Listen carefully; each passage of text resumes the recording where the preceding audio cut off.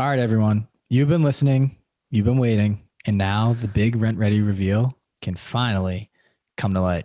Rent Ready just launched rental property accounting for all landlords. Now you can easily connect your rental properties from Rent Ready to an accounting software created specifically for landlords with Rent Ready's newest partner, REI Hub. So essentially with this, you can automatically transfer properties and charges from your Rent Ready profile. You can track your income and expenses with matching rules and payment templates to speed up your bookkeeping. View your profit and loss cash flow statements by property or unit, and get your portfolio's balance sheet, Schedule E's, and more. It would be so cool to get this all in one place too. We've been doing this on the side. Imagine having this all in one REI hub. Love it. Like that play. So this is something we definitely can use and we will be using. So without further ado, obviously, listeners, we are very excited about this. And there's something a little bit more exciting. More exciting than that? Yeah, way more. We can hook up our listeners. So with that, if you're currently not using Rent Ready, you can sign up using our special code JUICEPOD and get 50% off your Rent Ready subscription. Once you set up your properties, you can add rental properties accounting as a premium feature. If you're currently using Rent Ready, go check out the new accounting features designed to save you time and money while you manage your business. So whether you don't have Rent Ready or you do, you have access to this feature. Make sure to use our code JUICEPOD, that's JUICEPOD, to get your access. And that is found on rentready.com, RENTREDI.com. If this is your first time here, welcome. During our shows, we interview successful entrepreneurs and investors to spread knowledge, advice, and actionable tactics to help others in the pursuit of financial freedom. We discuss successes, failures, systems, motivations, experiences, and key lessons learned along the way in the hopes that these stories help you along your journey. Tune in every Wednesday to get your weekly juice. If you've been here before and like what you've been hearing, please subscribe, share with friends, rate, and leave a review on Apple Podcasts. That goes an extremely long way for us. It's simple. Just click on your podcast app, type in our podcast name, The Weekly Juice, click on the reviews, and let us know what you think. The more ratings we get, the more eyes we'll get on our show, and in turn, we'll be able to provide you all with high-quality guests. You can also find us on Instagram at Weekly Juice Pod for daily content and personal finance tips to assist in your journey towards financial freedom.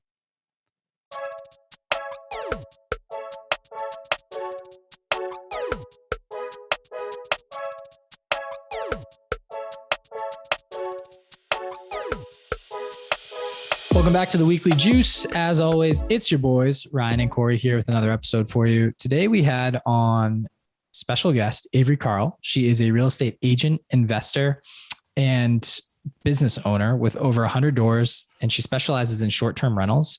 She connects investors to agents to help them find vacation rentals, which is amazing. This is something Corey and I are heavily studying right now so that we can add one to our portfolio.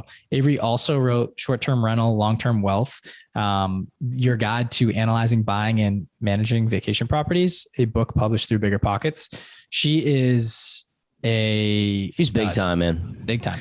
She's big time. And the thing is like, if you know short-term rentals, or if you want to know short-term rentals, you want to learn it, you want to get into it, she's really the person that people are being pointed to. And that's the thing. She has a book on it, right? But she started buying short-term rentals back in 2009 or 10, I believe she said, or that might've been when she left college, but she's been doing it for a while. And she said that 5 of these things helped her create financial freedom, brought in $70,000, $80,000. And then from there, she just skyrocketed. So she is the person to talk to when it comes to this stuff. And it's a lot more work than long-term rentals, but the upside is ridiculous. Yeah. For those of you who loved our episode with Travis Sapia way back, is the young retiree by 33 on short-term rentals. And you reached out to us, just get excited for today, because this one goes even more in depth. And, Travis actually is a client of Avery's. So very cool. Yep. The episodes kind of go in tandem together. And I think you'll very much enjoy it. Corey and I did. We got a lot of energy out of it, and we're looking forward to jumping in on some short terms here pretty soon. Yeah, I think next move would be to bring her in. Let's do it. Avery, officially welcome to the Weekly Juice podcast. Corey and I are thrilled to have you on the show. We have been following your story for a while now, and we know you're one of the masters in the short-term rental space. So we're absolutely thrilled to have you on the show, and hopefully we can learn many things from you in the next hour or so. So welcome, and thanks for coming on. Yeah, thank you guys so much for having me. Absolutely. It's our pleasure. So if you could just give a little brief background on yourself, who you are, where you're from, and then, your evolution into real estate investing and I guess kind of why you chose real estate as your asset of choice. Sure. Yeah. So I grew up in Starkville, Mississippi. Went to University of Texas in Austin on a soccer scholarship. Graduated at the absolute worst time in history to graduate college in the spring of 2009 when there were no jobs. And so I was playing music in some bands at the time. So I just did that, went hard on that, and toured in an all-girl punk band for a few years, bartended on the side, lived in Los Angeles, New York, met my husband in New York, and we were kind of sick of living in New York because it's really fun, but it's difficult. It's just hard to do. And so we decided to move to Nashville and get married and buy a house because you can do that, or could at the time, maybe not anymore. It's crazy now in Nashville. But so when we were moving to Nashville, our real estate agent at the time was really trying to get us to buy in this super hip area of Nashville that was really fast appreciating because everybody was, making so much money on the equity of their homes. And we said, no, we're coming from Brooklyn to Tennessee. We don't want neighbors. We want to live out in the country. So we bought a house out in the country. But we thought, oh, you know what? There might be something to that. Maybe we can buy one of those houses and then our future kids are going to need to go to college one day and we can just sell it and it will have appreciated enough that we can just pay for their college and we'll be the smartest people ever. We're so much smarter than all our friends. Look how smart we are. Because we didn't even know it was called real estate investing, but we thought we were these geniuses. So, and we kind of were. We had a very, very good beginner's luck. The very first one that we bought, we got it for $120,000 and the mortgage on that was $650 and we were renting it out for about $1,550. So pretty good cash flow for one little single family. And so we had just one single family worth of down payment money left. And we said, well, what can we buy that's going to make us the most amount of money the fastest? And during this time, once we got that first rent check, we actually started educating ourselves on real estate investing. Most people do that before they drop the cash on the first one, but we did it after. And so we started, reading all the books, listening to all the podcasts, actually learning what to do. And so we, in trying to figure out what we should buy next, because we'd only buy one thing, was one small thing, we landed on short-term rentals because we figured, okay, this will make us the most amount of money the fastest so we can buy the most properties faster. So we didn't want to do it in Nashville because the regulations are just too crazy there. They're always changing. So we thought, well, where can we buy something that is just normal for people to go stay in a single family house overnight? And we landed on the Smoky Mountains, a few hours east of Nashville, because everybody goes to the Smoky Mountains and rents cabins. Somebody owns those cabins. So why can't we own a cabin? Long story short, again, jumped in not knowing what we were doing with any mentorship or anything like that. There were not all the zillion gurus out there that there are now that you can go learn how to do it. Figured it out as we went, scaled that to 5 within about a year. And then now it's 5 years later, turned into 102 doors. So yeah, I can get as granular on any of that as you would like, but I'm sure you have a question. Yeah, well, that's awesome. Thanks for sharing. And we do want to get granular on it. I guess one of the questions I have off the top is 102 doors all short-term rentals now? No. So 8 of them are short-term rentals. We have 3 12-unit apartment buildings, 1 26-unit apartment building, and the rest are single family and duplex long-term. So only 8 short-terms. But of that though, so even though so we have 8 short-terms and the rest, so 96, we're at 102 doors. So 96 long-term doors. The actual dollar value is about 50-50 between short-term and long-term. So my short-terms are much more expensive per door than my long-terms are. Got it. Okay, cool. It sounds like your short-term, that 5 doors was kind of your inflection point where you're this is really sustainable. This is something that I can continue to do and grow and scale. Just to give people an idea, at 5 doors, roughly how much profit were you bringing in, if you're willing to share, or just even if it's just revenue, how much money were you able to bring in for yourself that allowed you to say, okay, this is something real. I can do this. I can scale it and maybe do it more of a full-time thing. So those 5 doors were a mix of 1 and 2 bedrooms. So they were doing 45 to 50,000 each. So, and 2 of those were with a partner. I would say we were getting 75,000 a year for our profit for ourselves after all that. It's hard to remember now. I can tell you what we're doing now. So we will hit right about 800,000 in gross this year. And it costs us about 22,000 a month to in expenses on all of them. So I don't have a calculator in front of me, but it's still this year. 250. That's like 250,000. I think I could be off Something on that, like but like low, way less than half. So that's really, really cool. Rye, I didn't mean to cut you off. I think you might've had a question there. Yeah. I'm just very intrigued. Your asset mix here, right? Long-term rentals, short-term, and then obviously like apartment complexes, that's long-term anyways, but I'm just curious of how come you have diversified in so many different pools, over time? Well, mainly diversification for the sake of diversification. But so honestly, like a lot of the markets that we were in had kind of dried up deal wise. So once we got the 5 in the Smokies, we were buying mostly single family and duplexes in Chattanooga. And those prices just kept creeping up, and the rents were not creeping up as fast. Chattanooga is one of those places where like it got really hot really quick and a lot of California money was coming in. And so that just kind of happened to that market on us. And so we were like, okay, well, now what are we going to do next? So then we started in a different southeastern city in Alabama that's been going really well for us. We can just pick up those single families for between 100 and 150 without really even noticing, add some value.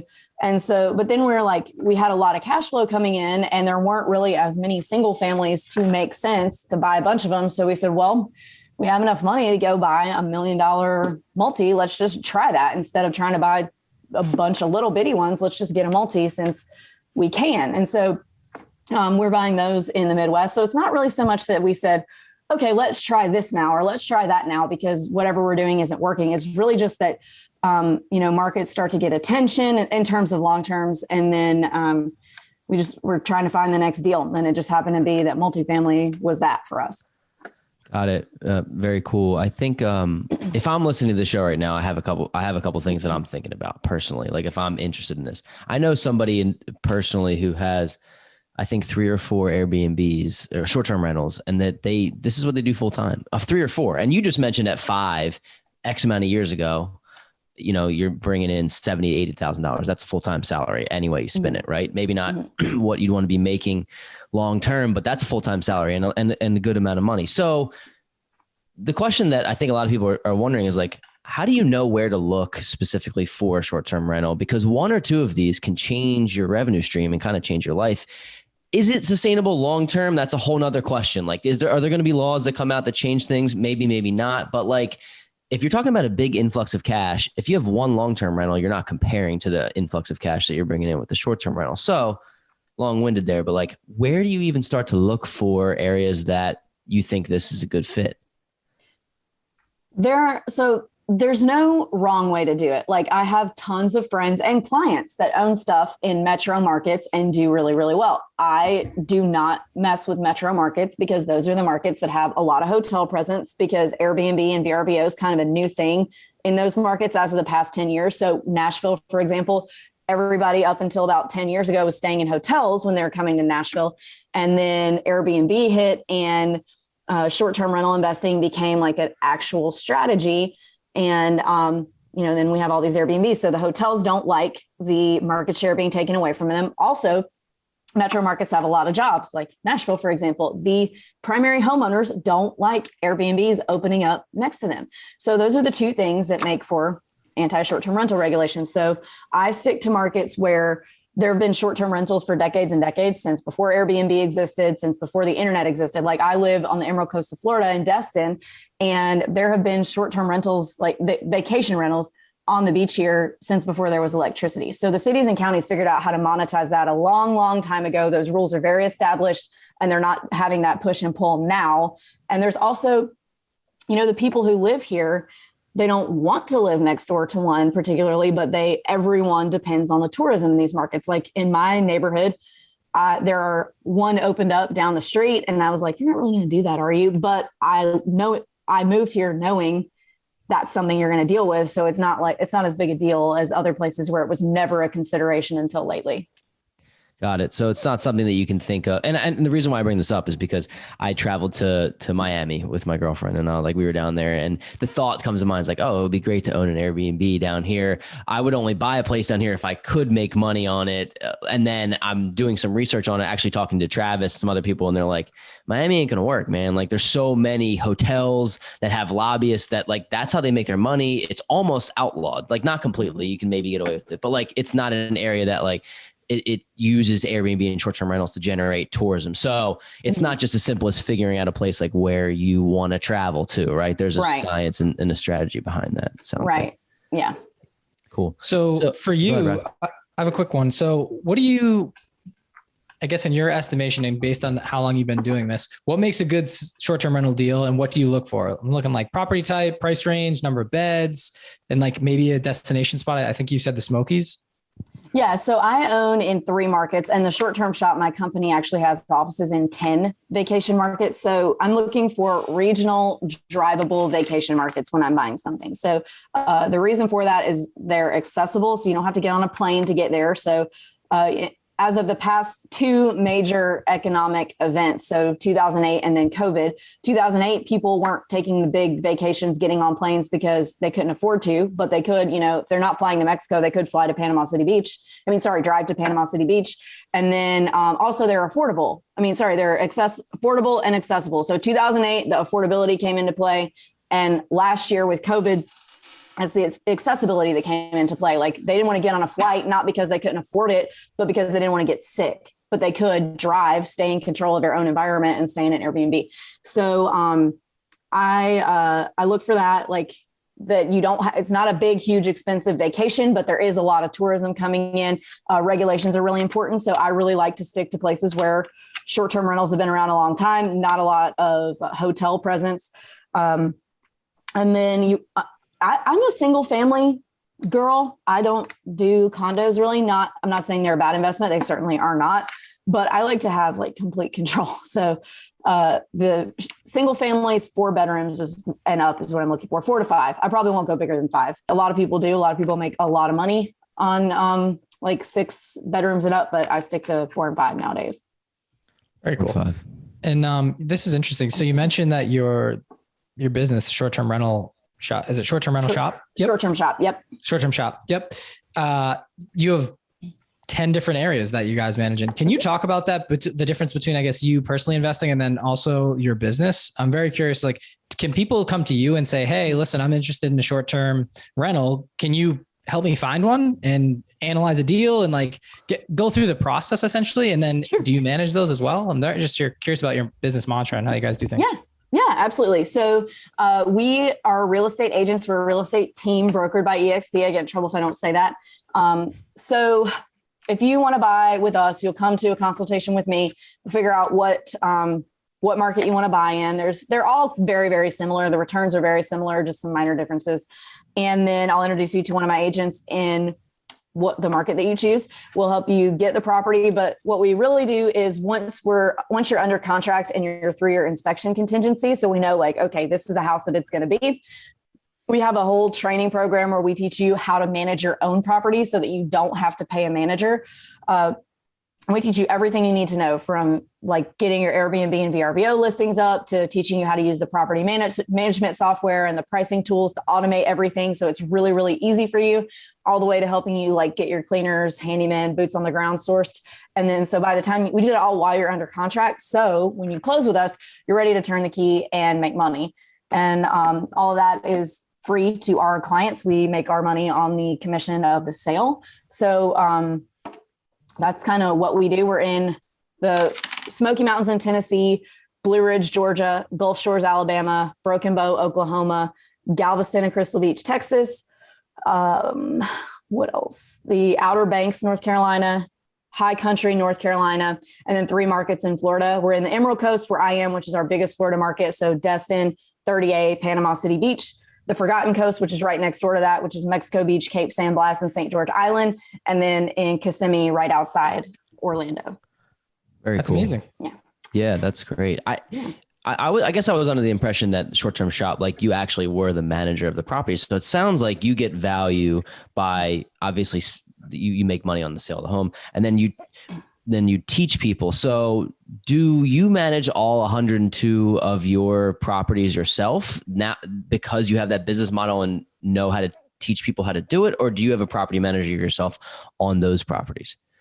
We manage our 8 short terms. All the long terms are on property managers because long-term property management is a really different beast from short-term. So the average, and this is on the low end of average, property management split for short-term is 25%. So if I had paid someone to manage mine this year, I would have paid somebody $200,000. And as a real estate investor, I have a lot better things I can do with that $200,000 than paying someone to do something that can 90% of it be automated from my smartphone. So basically, we're teaching clients how to basically achieve financial freedom through short-term rentals. So they're not strapped to a manager. They learn how to do it themselves. And, they're keeping that extra 25%, or up to 40 in some cases, depending on the market. So our goal is for them to be successful. And so that's why we teach them how to self-manage rather than say, hey, you should let me manage this thing that I already just made money off of by selling it to you. Let me make money off of you again. That's amazing. I really like that. I have 2 for you. One is, if someone's looking for a short-term rental right now, how can they get in touch and essentially say, like, I assume you're still accepting new clients. Oh, yeah. Mm-hmm. So how would they get in touch? They're listening. They're like, hey, listen, I don't want to go through analyzing this all by myself. I need someone, essentially the training wheels. Where can they go and just start right away? Yeah. So you go to theshorttermshop.com and there's a button right there front and center that says schedule a consultation. We had to actually turn the phone off because it was ringing too much and it was just too hard to keep up with people. So by scheduling that consultation, it's like we can keep everyone straight and not answering the phone and writing something down and forgetting to get to somebody. So you have to click that schedule a consultation button.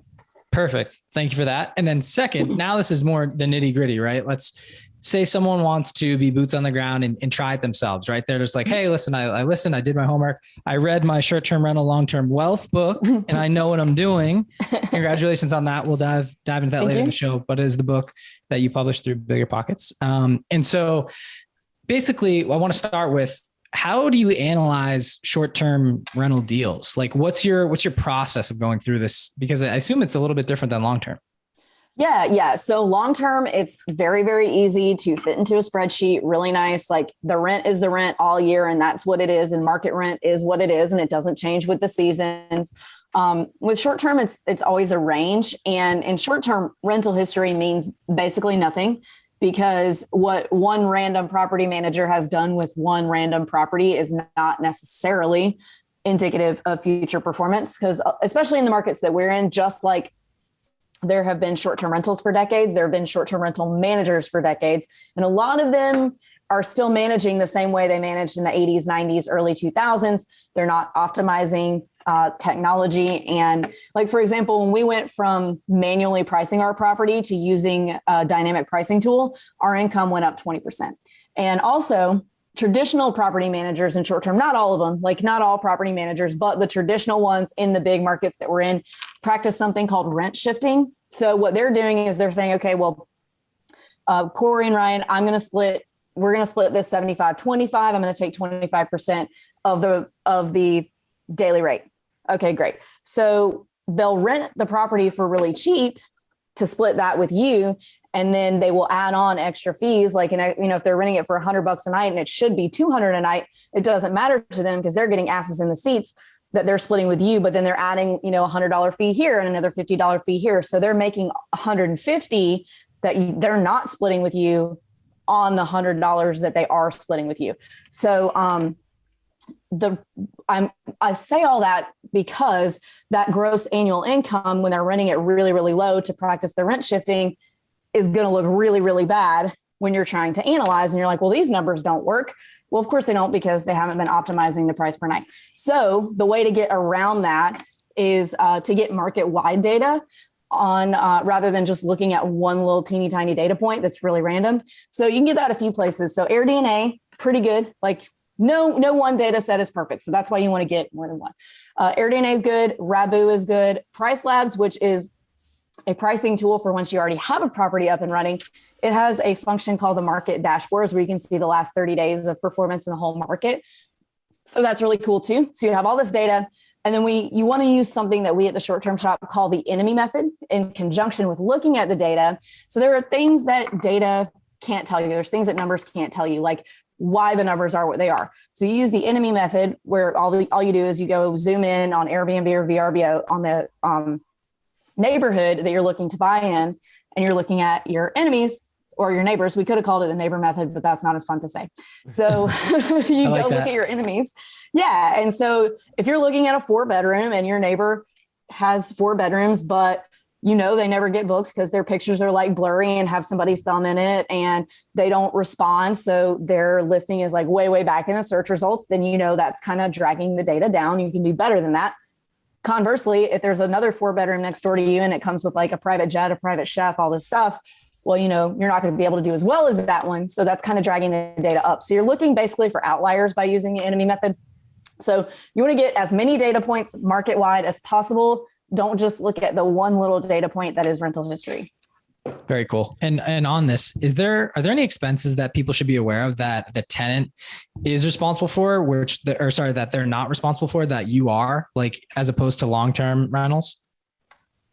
So I mean, it's basically your utilities are going to be as if it were a primary home, because you're going to have people basically living there, just 2 different people per week instead of one person for the entire year. So your utilities are going to be similar to that, your cable, internet, electric, things like that. Cleaning fees are a big one because the guests do pay the cleaning fees. So, but a lot of people are like, oh, those are pass-through fees. They don't count, they shouldn't count in the gross income numbers. They shouldn't count in the expenses because it's pass-through. But what you should be doing if you're a smart owner is charging your guest 25, 30, 40, like $50 more than what your cleaner is charging you, so that there is income there. So then it's not truly just a pass-through expense that doesn't count. That's $50. It could be $250 a month in income. So that's one that is kind of fuzzy because you can't really analyze, because you don't know from looking at what other people are charging exactly how much more they're charging than what their cleaner is charging. So that's kind of a fuzzy one. I think it would be awesome to hear. And by the way, that was really good info. So thank you for that. I think it would be awesome to hear like a sample deal, so to speak, or like maybe if you take an average deal, or you take some numbers that people can wrap their head around to say, okay, if I'm looking at a property, this is the numbers that should come in that I would feel comfortable making X amount. And more numbers wise, and not necessarily like property type, because I think you already went over that. But do you have something in your head that would give us an idea of like, if you're seeing these types of numbers, this is a good deal. This is something that I would recommend. How about one of your 8? Just pick one of your favorite deals that you've done and walk us through it. That'd be awesome. Yeah. Okay, sure. So I have a 4-bedroom beach house in Destin, Florida, with a pool. It's like 3 blocks off the beach. It was a foreclosure. It was actually foreclosed on twice in a row. Paid $650 for it, put probably another $50 in to get it where it needed to be. By the time I was finished, it was worth about $950. It's worth about 1.5 now, just because of all the crazy appreciation. So that one, 4 bedrooms, is doing $175,000 a year gross. Wow. So, yeah. So, okay. So and that is like, that's based on what's the average night, and then on that type of property. And then like, how is it booked? I guess what I'm trying to say is occupancy. Like, how is 95% occupancy really good in this business? Is 90%? Just give us some context there a little bit. Yeah. So a lot of people get real hung up on occupancy rate, but occupancy rate means nothing without price per night. So the example that I like to use is, so I have that one at the beach, and then I have a 4-bedroom in the Smoky Mountains. They're both four beds. I paid roughly the same amount for each. And the 4-bedroom in the Smokies has an 85% occupancy rate. And that Destin one has a 67% occupancy rate because it's a beach house. So it makes all of its money between March and October. So a lot of people would say, oh, Smokies all day. Well, the Destin one made $25,000 more this year than the Smokies property at a 67% occupancy rate. So it just gets booked at a much higher price per night. So, if you've got a property that only books one night a year, but it books for $1 million, then who cares what the occupancy rate is? But if you have a property that books 365 nights a year for $10 a night, then that's no good. So you really have to look at the gross annual income number. That's the most important number. Very cool. Can you talk about, and this is once again getting really nitty gritty too, but like once you have your property secured, you own it, and like now you're like, hey, I'm ready to list. Can you talk us through the process behind the scenes? Essentially, like let's just say we pick Airbnb to list on. What can we expect if we had a property to like time for listing? Is there like a system that you go through and different apps that you use to help manage and guide your business? Yeah. So you really need a property management platform that used to be called Channel Managers. So we use YourPorter. It's called Guesty for hosts now, but YourPorter is like the most widely known. There's also IGMS, OwnerRez. There's a bunch of different ones. So what that does is it brings all of your listings on all the platforms into one dashboard. So you only have to make one edit and it syncs everything across. So if somebody books this property over here, it blocks the calendar over here. It also automates a lot of your messaging. So you'll need to go in and set that up. So, for ours, for example, it will automatically send them a message 2 days before check-in with the address, the directions to get there, because sometimes like GPS doesn't work. So you want to have directions, the door code, internet, password, things like that.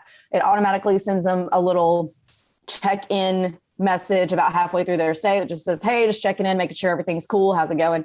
And then it automatically sends them one the day of checkout or the day before checkout that says, here's your checkout instructions. Please leave us a 5-star review. So most everything is automated, but that's going to be the most important thing, is getting all of those automations set up on your new listing before it blasts it out to the different platforms that you use. And you also need a good pricing manager. We use Price Labs. That's the best one. But there are a few other ones. There's Wheelhouse, Beyond Pricing. There's a bunch. And what that does is it's basically an algorithm that is constantly analyzing historical and current data across the market. And it's dynamically pricing you to get the highest price per night that it thinks you can get.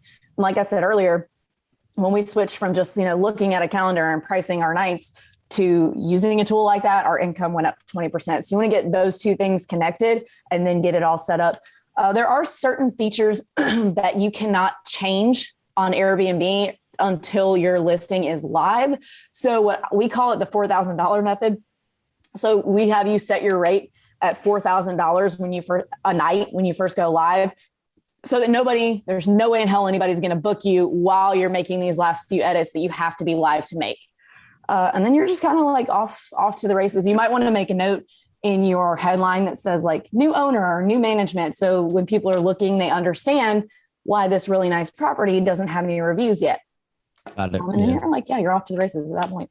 Very cool. I want to talk about reviews now that you mention it too, because we've heard that getting positive reviews is very, very, very important. And then eventually like you graduate up to the super host level, which I want to dive into. So can you talk about how you ensure people leave positive reviews, or what you can do to up those? And then what a super host is and why that's valuable for other, like, I guess you against your enemies here on the, in the market? Yes. So the best way to get good reviews is to weed out the potential bad reviews before they book. So and I actually got a 2-star review on Amazon on my book for this section, because she said that I characterize guests as whiny babies that you have to step over on your way to financial independence. Not everyone's gonna love you in life, Avery. Come on. Sometimes. But so this is the part that she was mad about. So you weed out the potentially bad guests by not letting them book. So if somebody asks a question that suggests that they're very, very high maintenance, like, hey, what thread count are your sheets? That's not somebody that you want coming in, because they're going to like be moving furniture, looking for dust. You can tell. And so we just respond and say, oh, they're jersey knit $15 special from Target, and you'll love them, because that's not what that person wants to hear. So then they go book elsewhere. And the partiers typically will tell on themselves. They'll say like, oh, hey, this is the perfect place for our bachelor party. Like, we're so excited. There's going to be 30 of us. And they'll tell on themselves, and you'll be like, oh, I'm so sorry. You're not going to be comfortable at 30. Like, we don't have enough room for 30. And then they go book somewhere else. So you just weed that out at the front. But then at the very end, you just ask for that 5-star review. You say, hey, We just left you a 5-star review because you review guests on those platforms too. We really hope that you enjoyed your stay. Please don't forget to leave us a 5-star review. And you say something like really sweet, like this is our family business and it depends on that. And people get scared to ask for a review because they feel like it's tacky. And, like at a dinner table, it might be, but this is not a dinner table. This is a review business. So you just ask for them, and you really have to do that. And you really have to say 5-star, because a lot of guests will mistakenly think that 4 stars is a good review, but it is not. You are in trouble if you got 4 stars on those platforms. So you really do have to say, thank you for leaving me a 5-star review in advance. My That's family great. says thank you. Yeah. One last one just on reviews. Like, how do you deal with negative reviews? And if you get one, is there one to way to get them off? Because I know they're really bad for business. Not unless it violates one of their policies, like profanity, or if they publish personal information, or if they hate speech, things like that. But I mean, if you get a negative one, you just, by responding with class, then you're going to be fine. Because I mean, if you have 100 5-star reviews and then one person gives you a 1-star, people can tell. Like, people have read reviews before, they're going to know. And how you respond to it, if you fight back and try to get, real sarcastic, they're going to be like, oh, gross. They're going to be put off by that. But if you just respond really classy, they're going to go, oh, this one person was crazy. They have 505 stars. So this one person didn't mean anything. Fair enough. Yeah. There's always going to be those people. So I feel like in business, in life, you're never going to get rid of them. So you might as well just ignore them or try not to, because someone's trying to ruin the party at any point in time. So that's a good question, Ryan. I think it's a good way to frame that. I know, Rye, you had something else about kind of maybe in reference to the profit margin and what's kind of the best way. Yeah. So just tips and tricks. I'm thinking about, say I have a property and Corey has the same very similar property on the same street. How can I ensure that mine's going to get rented before his? And what can I do to essentially, whether it's boosting something, maybe an amenity, in the amenity pool, or if it is in my listing, right? How do you optimize your listings? I'm sure there's a bunch of tips and tricks in there. Well, most important thing is you have to have professional photos. People think, oh, it's fine with my iPhone. It is not fine with your iPhone. A professional photographer is going to make your place look so great compared to what you can with an iPhone. So it's $300. Don't skimp on that. Most important thing. And really, honestly, as long as you have that and your listing is really well written, you don't have to go nuts with trying to be better than him. Because what's going to happen is, as you both go through your calendar year, you're not typically going to be booked at the same times. So it's not going to happen that often that both of your listings are showing up to someone next door, right next to each other. So it's unlikely that they're going to be choosing between you and Corey. It'll all be different at different times, but you will be higher in the search results based on your responsiveness. So you want to make sure that your automations are responding immediately, even if it's just to say hey, I'm at work until 5 p.m. I will respond to this message after 5. So that makes a big difference. Reviews also bump you in the algorithm. We talked about Superhost earlier. So Superhost, you absolutely have to be Superhost. You are completely messing up it.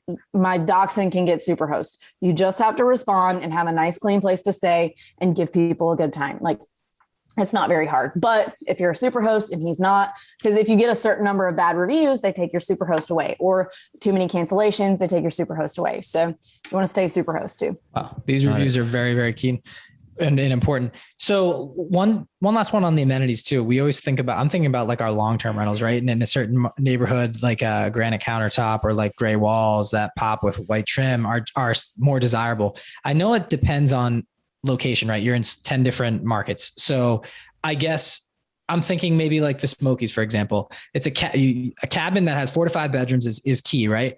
But are there any other amenities that people will pick you over another place for? And just can you spruce it up a little bit like a long-term rental, or is that not really a thing? Yeah. Yeah, absolutely. So you want to make sure that you're buying something that is in line with what the tourists expect. So there's a reason that a a 2-bedroom cabin in the Smokies is going to do better than a 2-bedroom 70s brick ranch home, because that's not what people go to the Smokies to rent.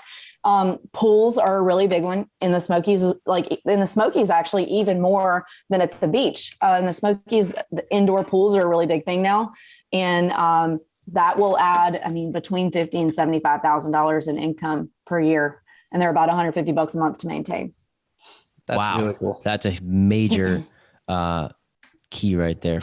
It, being that it is like a vacation rental, like obviously there's some of those things come into play too, like having a pool and having that. So I think that's really important to note. So it's evident, Avery, that this is, although it is very similar to long-term rental, there's a lot of differences in it, and it's much more work to maintain. But in that, doing that more work, you're getting more reward. You're able to create much more income a lot faster and own less properties in doing so. So I think that for anybody out there that's listening, this is here to stay for sure.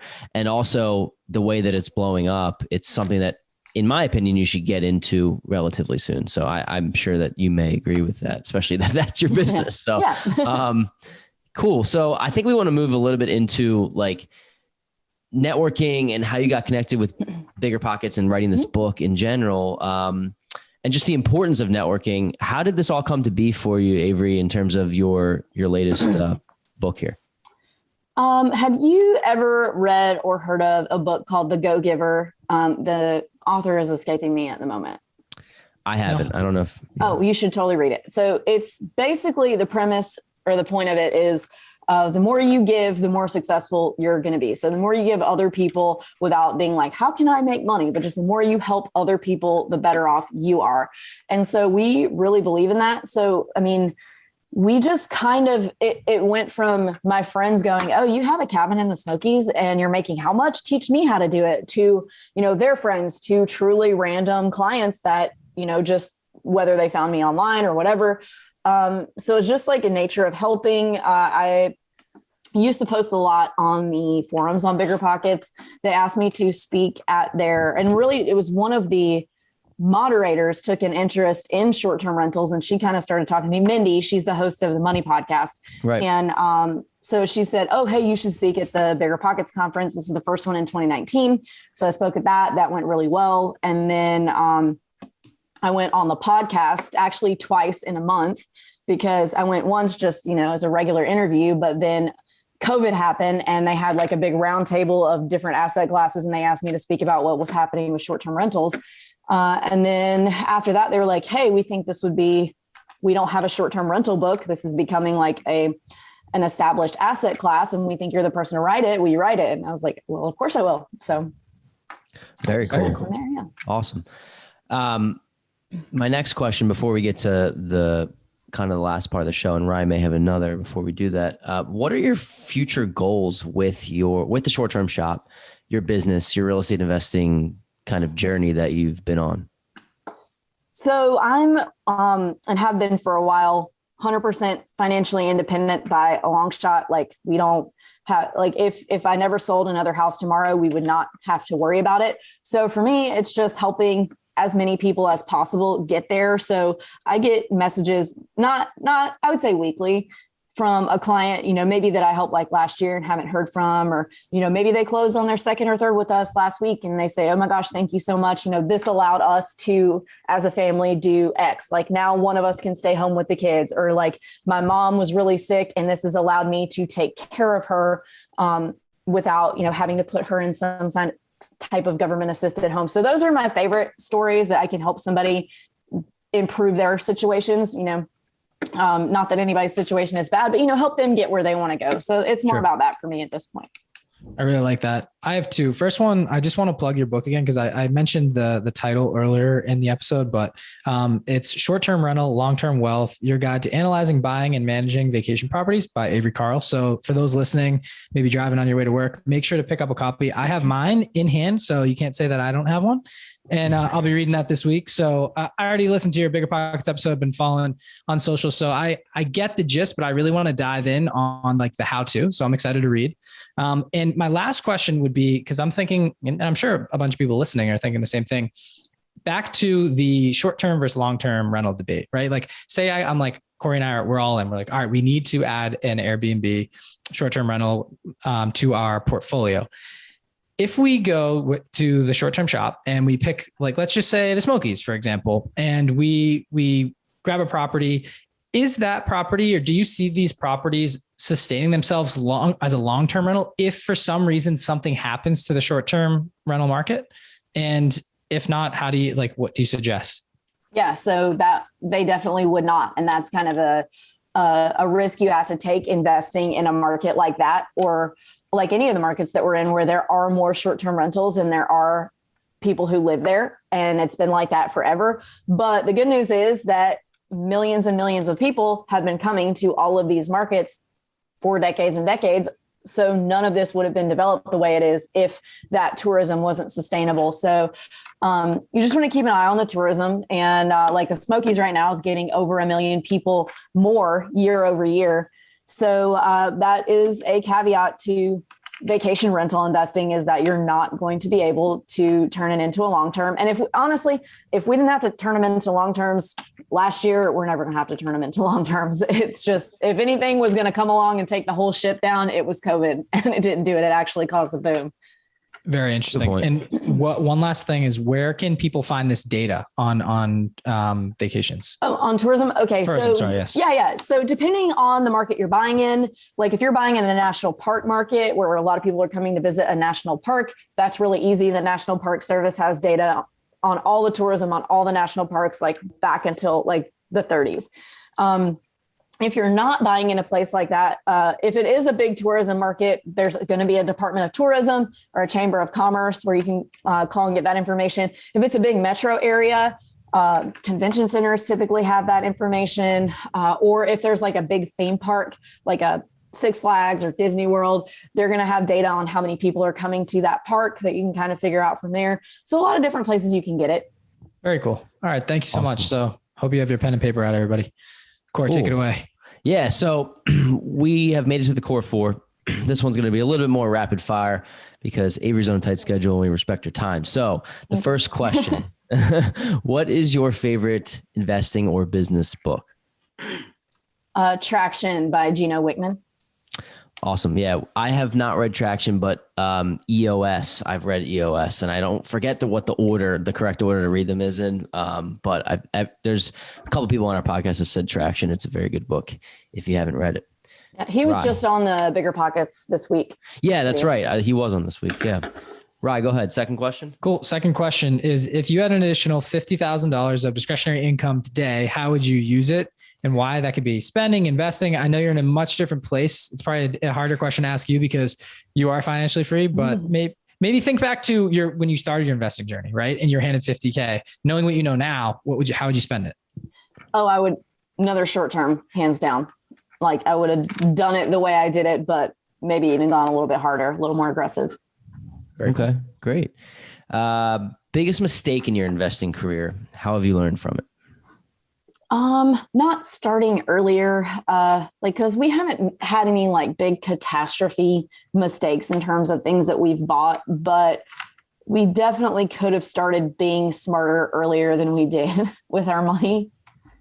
Fair enough. I think most people before they grasp it will go back and say, hey, earlier, like I was dumb. I spent on compounding just in general. Yeah, exactly. Yeah. If I could have invested in the stock market when I was 5, it'd been great. But either way. So I love it. So this one is a little bit more of a thinker, and more personal to you, but what do you want your legacy to be? Like what gets you out of bed every morning? Why are you doing this whole thing? And what makes you tick on this? Freedom of time to be able to spend with my kids and give them some cool experiences. Cool. Great. Sweet. Cool. We've made it to the last drop. Last question of the show. Knowing what you know now, Avery, what advice would you give to your younger self? Maybe if you can go back to, late teens, early 20s. Honestly, like I wish I would have worked harder than I did. Like even when I was doing the touring, I was still only bartending like 3 afternoons a week. I wish I would have hit that harder and like actually made some more money while I could. Cause I mean, I bartended 3 afternoons a week in New York City and was making $90,000. So if I had worked like actual hours, I could have really crushed it and been able to start earlier. To think you could make like $150,000 to $180,000 bartending 5-6 nights a week. Like that's insane. And and probably would just put about more short-term rentals anyway. So, I think back to like when Corey and I were in college, the same thing is like we had so much time, like in between classes and things, just to like sit down and actually like focus on building a business or generating more cash, more income. Like there's so much time wasted. I think back in it, similar to you. It's like, I could have gone harder, right? Earlier and like stop, just a little lazy, didn't self-educate and all this stuff. And it's really hard to go back and tell a younger you, like, would he or she have even listened? But No. interesting one. So yeah, exactly. They wouldn't have. So. Probably not. I'm trying to tell our younger brothers and they're like, yeah, whatever, dude. Yeah. Like, shut up. Stop talking to me. Okay. So last one for you is, if people loved the show, loved getting to know you, what's the best way they can get in touch? Say they want to network, connect. How can they find you? On Instagram at The Short Term Shop. Perfect. Easy enough. Awesome. Avery, it's been a pleasure. Thank you so much for coming on, sharing your story. We have not had an episode that's dove this deep into short-term rentals. And I think you're the person to talk to about this after hearing your story. So thank you so much for coming on. Yeah. Thank you so much for having me. Absolutely. It's our pleasure. Thanks.